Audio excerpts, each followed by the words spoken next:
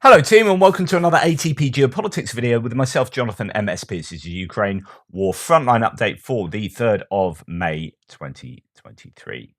Let's go not quite to our usual starting place on the map. Let's go to the ISW for a bit of preamble. I don't like the fact they've changed to a serif font here. Nonetheless, I'll put that aside and start the frontline update. So, Russian Minister Sergei Shoigu, defense minister, has claimed that the Russian defense industrial base is increasing its production of precision missiles for use against Ukraine. This feeds into the again, I talk about competing hypotheses. What does this data best support? So, the two competing hypotheses are: Russia is running out of cruise missiles. Russia is not running out of cruise missiles, right? So when pro-Russian voices come on with threads, say, "Oh, they've shot some missiles. They're not running out, even though it's taken longer for them to shoot them, and they're firing less of them." So again, what does that data better support? Which hypothesis? This is called abductive reasoning. What hypothesis does that data better support? That they're running out. Okay. Then we have Defense Minister Sergei Shoigu claim that the Russian defense industrial base is increasing its production. So why would it need to increase its production? If things were fine, if their stockpiles were fine. Again, what hypothesis does that better support? Shoigu likely, says the ISW, Institute for the Study of War, American military think tank, says likely seeks to deflect intensifying accusations that the Russian Ministry of Defense cannot provide sufficient ammunition to Russian forces, and that is coming from people like Prigozhin as well inside the military sphere, the Russian military sphere. So it's not just accusations from people outside of the Russian military landscape. Okay, now I do want to talk a little bit more about this Ukrainian figure who's supposedly been killed in the Bakhmut area, but we'll come to that when we get to Bakhmut. So let's go to the front line now. Let's go to that northeastern sector, usual starting point, Kupiansk to Kreminna. Here on my map, that looks like that, Kupiansk to Kreminna. Make sure that we've got our roads turned on. Oops, we're going to get, yep, everything is turned on. Fantastic. Right. Okay.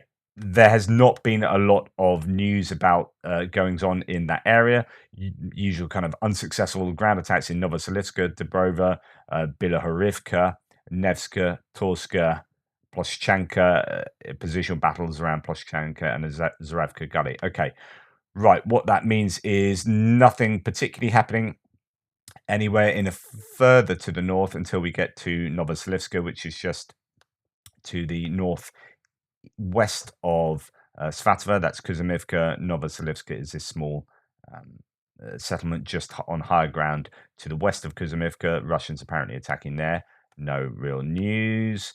And then Ploshchanka, the Zaravka Gully, positional battles taking place there. Nevska, Torska, and then Bilohorivka, the forest area. All the usual suspects. No particular news. So we will come pretty much straight down to Bakhmut. Just popping to see what Rebar, the pro-Russian source, has to say. There's a relatively calm period in the Kupiansk sector. The front sides are engaged in artillery drills and mutual reconnaissance. Russian units make extensive use of UAVs, drones, to identify the positions of activities of enemy sabotage and reconnaissance groups. Okay, so effectively not a lot happening. Then on to Bakhmut. Wagner PMC assault detachments continue to fight fiercely in the western districts of Bakhmut. The Ukrainian command throws newly arrived units to the front line, trying to contain the onslaught of the Russian forces.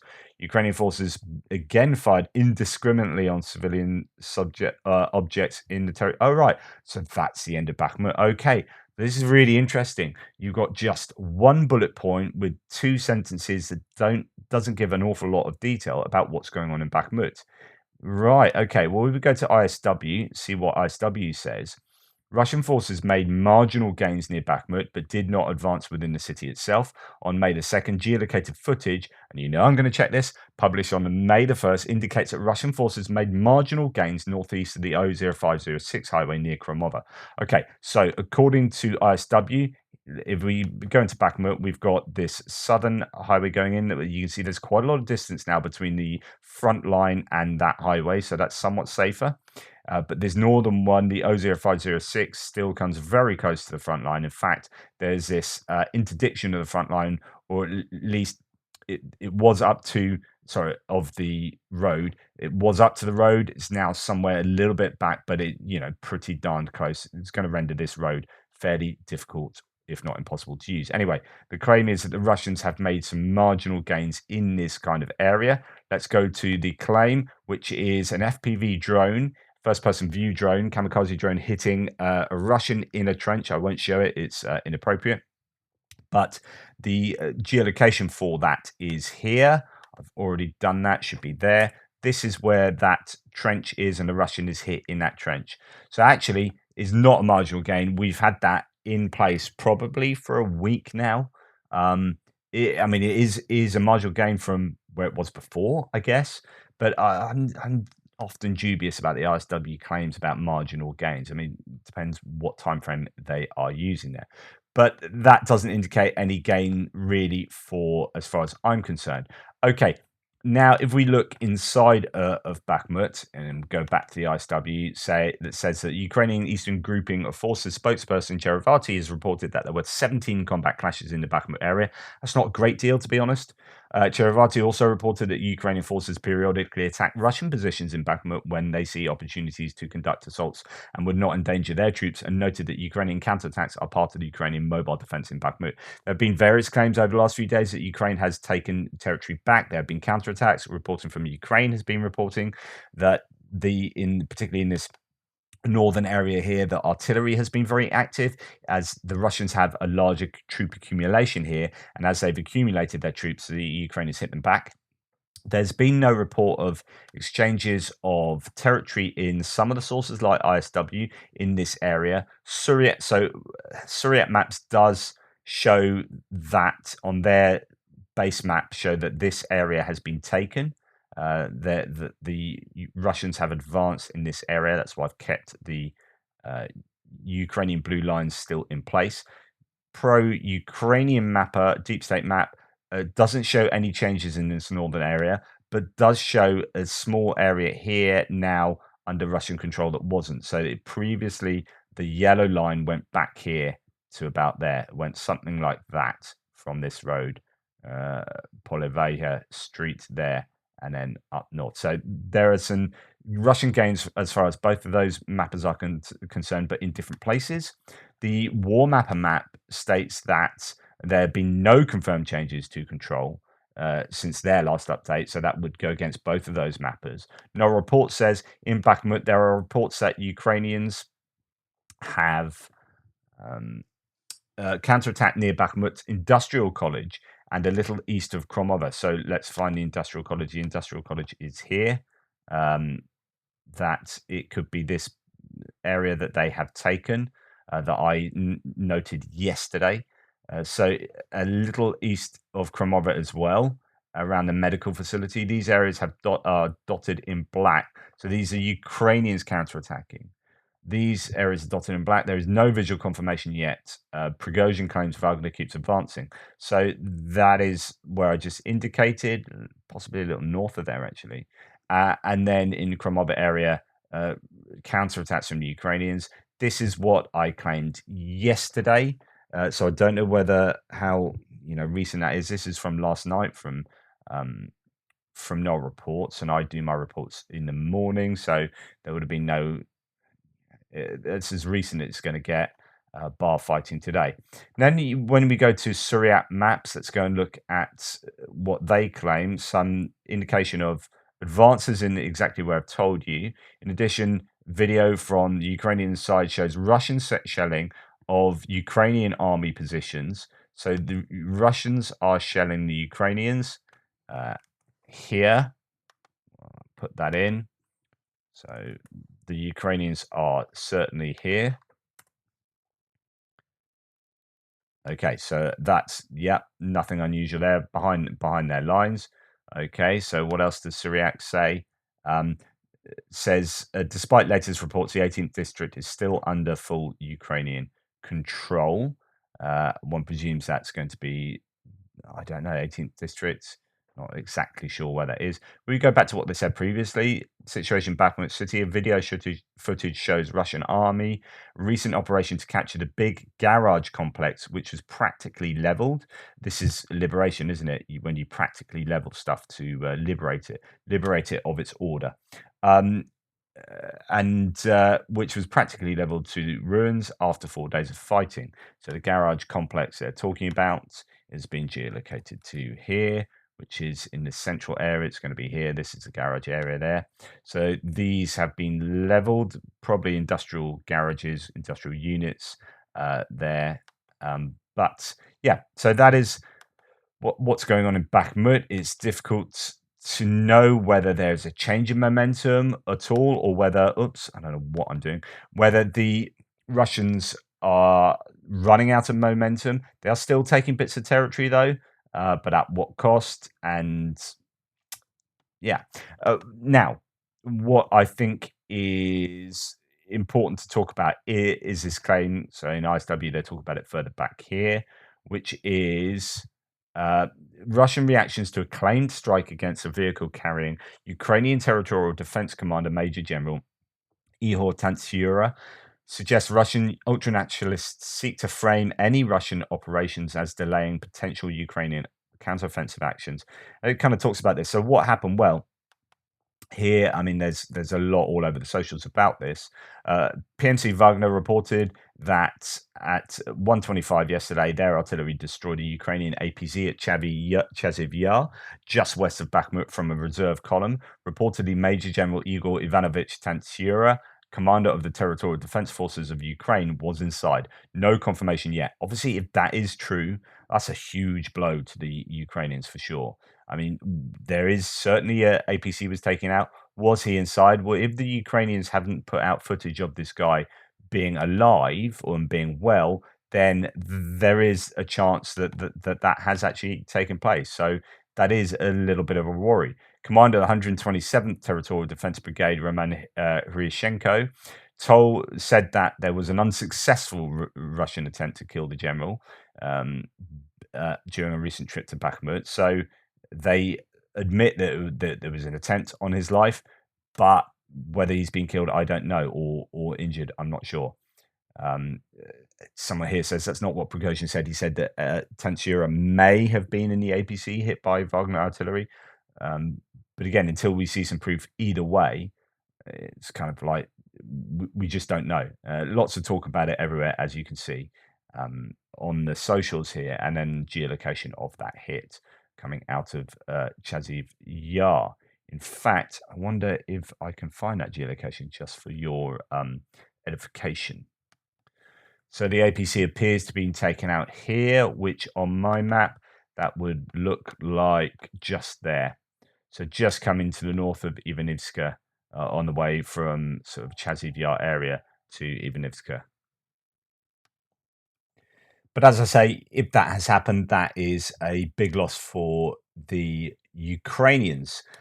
We'll wait to see. That is the situation in Bakhmut. Again, the same kind of conclusion I've been saying the last few days, which is, are we going to see some kind of more major sustained counterattack, counteroffensive in this whole area? Are we going to see smaller counterattacks? There's been this idea that the Ukrainians have some surprise up their sleeves for the Russians here.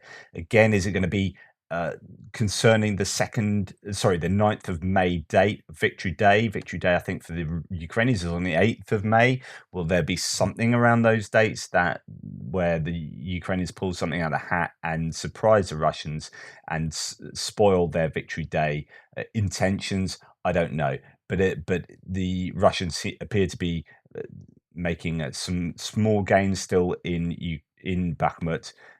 There is some difference between the two mappers here still, but it seems to be that way often, and then they align themselves briefly, and then it changes again. But anyway, let's move out of Bakhmut and come further down south. And I'm not going to go all the way down to Adivka yet, because there have been claims of some counterattacks by the Ukrainians around New York. I don't know if that anything has particularly happened around Troitska. Some say so. The Poulet Volon's map here shows has no other maps today other than this one at the moment, but shows that there's potentially a counterattack coming down from south of New York, southeast of New York. So that is here. That'd be towards Troitska. And indeed, when you look at the ISW, there is a claim that other Russian mill bloggers have claimed that Ukrainian forces have counterattacked east of Troitska. So that could be that area and advanced 1.5 kilometers in that area. So there are claims that a 1.5 kilometer advance has happened somewhere around here. So if it is in the Troitsk area, what would that look like? 1.5 kilometers is something like that. There you go. So that could represent this Poulet-Valognes mapping here. Could reflect that. So that might have happened in that area. As well, the ISW talks about, so Russian sources, and these are Russian sources that are claiming this, not Ukrainian sources. Russian sources claim that Ukrainian forces conducted successful counterattacks in the Adivka area on May the 2nd, so that's yesterday. A Russian mill blogger claimed that Ukrainian forces are counterattacking in Marinka as well, and conducted a partially successful counterattack towards Vodyane. I don't know whether that Vodyane attack was what I mentioned yesterday, a slight change in the mapping in this area there. There's been no changes to Surat maps, no changes to Deep State map in yellow here. Apart from Deep State map did add a tiny bit. It went straight along there and now goes sort of diagonally up there for a little bit. So there's like this maybe half a field there in favor of the Russians. I don't know if that is a counterattack or whether that's just rejigging the map, as I often say. But it appears that the Ukrainians are the ones doing the counterattacking at the moment in these places, at least with counterattacks that have some kind of substance to them. ISW has not observed recent visual evidence of successful Ukrainian counterattacks, it says, in the Adivka area. However, Ukrainian forces conduct periodic, limited, localized counterattacks in the Avdiivka area, and the claimed Ukrainian advances are likely part of this ongoing pattern. So this is a push and pull, maybe, of what's been going on. But I do find that area interesting that they would push there because not a lot has been happening around this whole Sumy, Toretsk, New York area. So yeah, that would be interesting if they are causing the Russians to think a little bit by attacking over here, and that puts paid to the Russian advances maybe further towards the west in the Novokolinova area, the Krasnohorivka area towards Stepova, just here, the other side of the railway line. Not heard anything particularly about that. Although it says Ukrainian general staff reporting unsuccessful offensive operations from the Russians in Severny, Pervomaisky, and Marinka. So to remind you that Pervomaisky and Severny are there and there. So this Severny is important for stopping the Russians from encircling, just as Stepova is up here. These two are kind of very small settlements, but there's an awful lot of trench networks going on around all of these areas, so it's not so easy as just taking over a village. And the Russians appear to have used an awful lot of mechanized equipment up in their activities around Avdiivka. Again, are we seeing fewer tanks blown up and destroyed in the daily reports of the general staff figures? Because the Russians just simply don't have the tanks left to use. Anyway, counterattack possibly by the Ukrainians in Marinka. Marinka has seen the Russians move past Trisby Avenue and take this area, as I've reported, but there isn't too much detail to add to that. Just to say here, a Russian source claimed that Russian forces captured Ukrainian positions south of Kamianka on May the 1st, but that's not been observed by the ISW. I did change that on my map yesterday because both Suryak and Deep State map have Kamianka under the control of the Russians. So that's that settlement there, just the other side of this highway coming down. Pretty important. It does give them, it was holding out and causing the Russians a bit of a problem with advancing further into this area here. So it is quite meaningful that has fallen to the Russians. Anyway, as we come further down south, there doesn't seem to be much else reported in the Donetsk area. As we can see from the ISW, Russian forces did not conduct any confirmed ground attacks in western Donetsk on May the 2nd. And indeed, when we look at what Rebar says, it pretty much goes down after Bakhmut, the two sentences on Bakhmut, a bit to do with Ukrainian forces firing artillery. And then it goes down to the Kherson area. So the airfield small landing groups are trying to land and gain a foothold on the left bank of the Dnieper River. Almost all incidents are monitored by the Russian intelligence and suppressed by targeted artillery fire. And that's the end of their report for the day. So let's go and have a look and see if anything has happened in Zaporizhia and Kherson.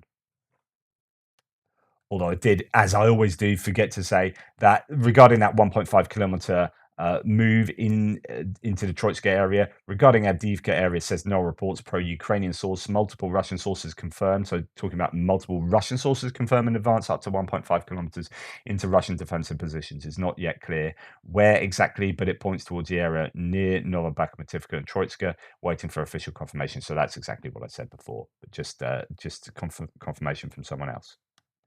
So when it comes to Zaporizhia, no news of any activity, any ground force attacks in the area that I'm aware of. The ISW talks about how Tokmak and Melitopol are being hit by HIMARS, but that's not unusual. Ukrainian forces continue to strike key Russian logistics nodes in Zaporizhia Oblast. According to Zaporizhia occupation official Rogov, he's accused the Ukrainian forces of firing 8 HIMARS rockets at Tokmak and striking a railway and residential areas on May the 2nd. HIMARS are unlikely to hit residential areas unless the Ukrainians really want to hit residential areas. They are pretty much pinpoint accurate, and it's one thing saying an S300 has hit a residential area. You kind of expect that they are inaccurate, and their CEP, their circle error probable, it has a high likelihood of not hitting its target and having a wide radius of where it can hit. Whereas HIMARS should be able to hit on point, and so that it's unlikely that would be the case. But Ukrainian forces have consistently targeted nodes such as Tokmak and Melitopol since at least September 2022. That's absolutely true. And so these strikes are not a deviation from the pattern. So you will see this is all shaping the battlefield for the counteroffensive to come. The Ukrainians will have been hitting every night places in this whole region as a precursor to what they're going to do in the next month or so. Right, coming on to Kherson, there has been talk about as Rebar mentioned as well, talk about activity on the river, on the Dnieper River. So Ukrainian forces continue to operate on and around islands in the Dnieper River Delta in Kherson Oblast. Geolocated footage posted by a Russian mill blogger on May the 2nd, so that's yesterday, shows Ukrainian forces conducting a raid in the Kherson city port area directly south of the city. And indeed, this refers to a raid and then shelling from the Russians. So the Russians are shelling Ukrainians in this position here. Let's geolocate that and see where the Ukrainians are. So this is Ukrainians in exactly where we had said that there was presence in this area that has moved into a grey zone on my map, just to reflect what other mappers are doing as well. So that geolocated footage confirms that as of yesterday, that kind of activity is still taking place. It isn't just a flash in the pan, that the Ukrainians still appear to be trying to get a foothold on this side of the river with a view to, well, goodness knows what, something. It continues the extent and intent. No, actually, it says this footage is likely part of a continuing Ukrainian presence in the Dnieper River Islands, as ISW has previously assessed. The extent and intent of these Ukrainian positions remain unclear. ISW does not currently assess that Ukrainian activities in and across the Dnieper River in Kherson Oblast constitute a counter-offensive effort. So, yeah, what's going on here? Don't know. It's marvelous. My partner's father's just give me a cup of tea. You know, life is good when that happens. Yeah, I don't know what the intent is here. It only makes me think that, I mean, at the end of the day, all of this area has to be retaken at some point. Yeah, if the Ukrainians are going to achieve their intentions, which is, you know, to retake all the territory that's been occupied. So at some point, they need to get across the river and into this area. The question is whether this is part of their counteroffensive move that will be happening imminently, or whether this is just generally trying to fix Russian troops, trying to keep them on their toes, keep them thinking, try and find a weakness, probe, or whether actually this is no, we need to get foothold because we're going to launch an actual counteroffensive. But then it goes back to how do they get mechanized equipment across the river? That's the big challenge for the Ukrainians there. Right. So this is the end of the news. Sorry, the end of the frontline update. Obviously, I could talk to you a lot about the strikes in Kerch, in the Kerch area. So Taman Ports area here, where the Ukrainians hit with drones Russian fuel depots. There have been hits in Crimea, continued hits recently. Oil depot in Crimea as well. As I mentioned this morning, that's 270 odd kilometers to hit that oil depot. That's significant because obviously it means they've got that range. Yes, it's with drones, it appears, rather than missiles, but it means that the Kerch Bridge is well within reach. Now, if the Kerch Bridge is within reach, then Russians are going to be pretty much worrying every day as to whether that is going to be hit and taken out again, and with what. Anyway, that truly is the end of the frontline update. Thank you so much. Please like, subscribe, and share, and keep your eyes peeled for my extra video that will come out at some point later today. Thank you. Take care. Bye bye.